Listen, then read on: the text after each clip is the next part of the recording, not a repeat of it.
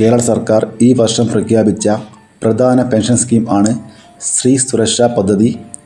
35-നും 60-നും ഇടയിൽ പ്രായമുള്ള ജോലിയില്ലാത്ത സ്ത്രീകൾക്ക് സാമ്പത്തിക സഹായം നൽകുന്നതാണ് ഈ പദ്ധതി. പ്രതിമാസം 1000 രൂപയാണ് പദ്ധതിക്കു കീഴിലെ ധനസഹായം. പ്രസ്തുത പദ്ധതിക്ക് കീഴിൽ അപേക്ഷിക്കാനുള്ള സമയമാണിത്.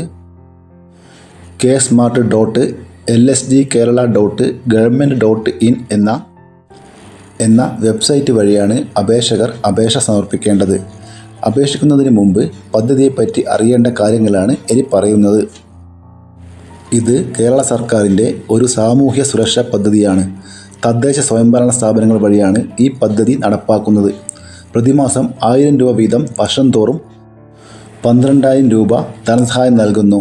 2025 ഡിസംബർ 22 മുതൽ പദ്ധതിക്കു കീഴിൽ അപേക്ഷിക്കാനുള്ള വിൻഡോ ലഭ്യമാണ്.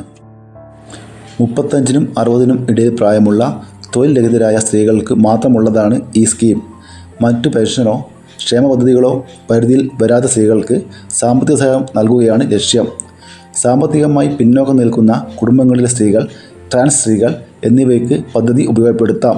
ഇവരുടെ സാമ്പത്തിക സ്വാതന്ത്ര്യം, സാമൂഹിക സുരക്ഷയും പദ്ധതി ലക്ഷ്യം വെക്കുന്നു. പദ്ധതിയുടെ ആനുകൂല്യം ലഭിക്കുന്നതിന് അപേക്ഷകർ 35-നും 60-നും ഇടയിൽ പ്രായമുള്ളവർ ആയിരിക്കണം. സർക്കാരിൻ്റെ മറ്റൊരു സാമ്പത്തിക സഹായ പദ്ധതിയിലും അംഗമായിരിക്കരുത്. കേരളത്തിലെ സ്ഥിരം താമസം ആയിരിക്കണം. മഞ്ഞ കാർഡ്, പിങ്ക് കാർഡ് എന്നിവയിൽ ഉൾപ്പെട്ടവർ ആയിരിക്കണം. നീല, വെള്ള റേഷൻ കാർഡ് ഉള്ളവർക്ക് ഇതിന് അപേക്ഷിക്കാൻ കഴിയില്ല. വിധവ, അവിവാഹിത വനിതാ പെൻഷൻ, വൈകല്യ പെൻഷൻ, ക്ഷേമനിധി ബോർഡ് പെൻഷൻ, സേവനം, കുടുംബം, EPF പെൻഷനുകൾ ലഭിക്കുന്നവർക്ക് അപേക്ഷിക്കാൻ കഴിയില്ല. കേന്ദ്ര സംസ്ഥാന സർക്കാരുകളിൽ സ്ഥിരം അല്ലെങ്കിൽ കരാർ നിയമനം നേടിയവർക്കും പദ്ധതിക്ക് അർഹതയില്ല. പദ്ധതിക്ക് കീഴിൽ ട്രാൻസ് സ്ത്രീകളെ ഉൾപ്പെടുത്തിയത് ഒരു പ്രധാന നീക്കമായി കണക്കാക്കുന്നു. പെൻഷൻ തുക നേരിട്ട് ഗുണഭോക്താവിൻ്റെ ബാങ്ക് അക്കൗണ്ടിലേക്ക് ക്രെഡിറ്റ് ചെയ്യുന്ന തരത്തിലാണ് പദ്ധതി.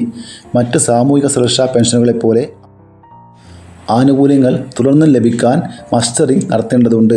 ഇത് ആധാർ അടിസ്ഥാനമായിരിക്കും.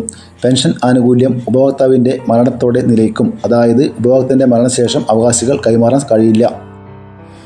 ksmart പോർട്ടൽ വഴി ഡിജിറ്റൽ ആയാണ് അപേക്ഷ സമർപ്പിക്കേണ്ടത്.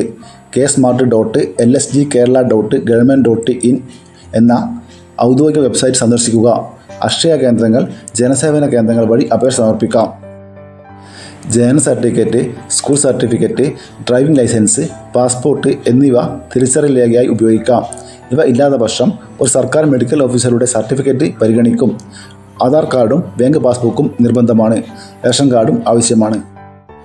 മുകളിൽ പറഞ്ഞ രേഖകൾക്ക് പുറമെ നിങ്ങൾ എല്ലാ യോഗ്യതാ മാനദണ്ഡങ്ങളും പാലിക്കുന്നുവെന്നു വ്യക്തമാക്കുന്ന ഒരു സത്യവാങ്മൂലം സമർപ്പിക്കേണ്ടതുണ്ട്.